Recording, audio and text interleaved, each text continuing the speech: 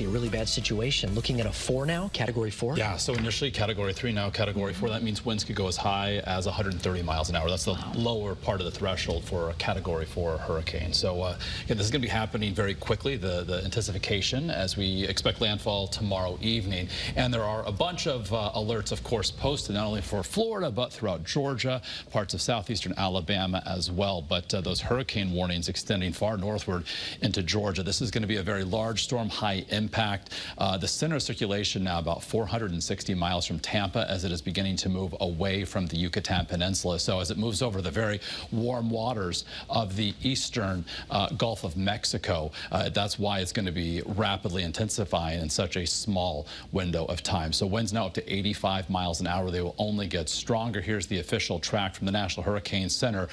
By tomorrow afternoon, up to Category 4 strength as it approaches the Big Bend coast of Florida there.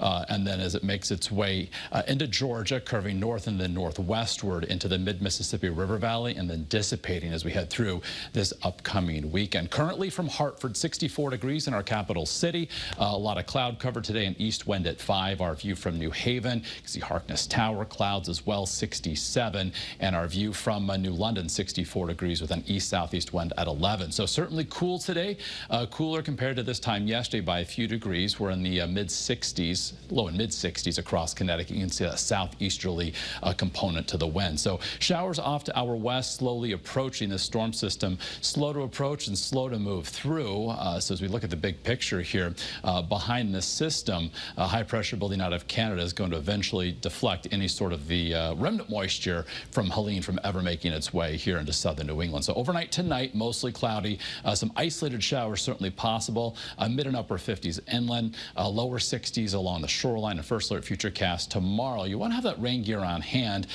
We could see some spotty showers early and then an increasing chance for rain late morning, early afternoon. Brief downpour certainly possible. An evening lull before perhaps another round of showers, with maybe even a couple rumbles of thunder in association with a cold front that's going to be moving through. So high temperatures tomorrow, upper 60s, if not even some lower 70s, and briefly muggy.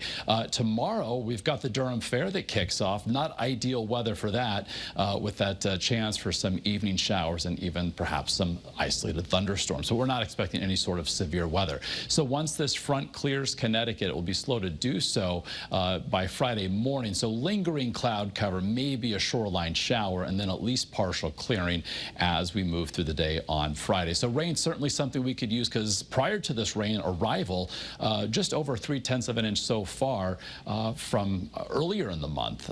So if the month were to end now, it would be the second driest, but that's certainly not going to be the case. Our models here highlighting that perhaps the heaviest of the rain will fall just to our north, but we could see perhaps a quarter to a half inch of rain with some locally higher amounts. For this upcoming weekend, behind the system, again, high pressure building out of Canada. You can see on the left-hand part of your screen here, the remnants of Helene not making up here into southern New England. So on our first alert 7-day forecast, partial clearing mid-70s on Friday.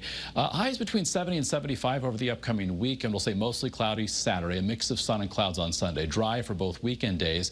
That continues into early next week, and as we get into Wednesday, looking at perhaps our next chance for some wet weather. Shoreline highs as well this weekend between 70 and 75. All right.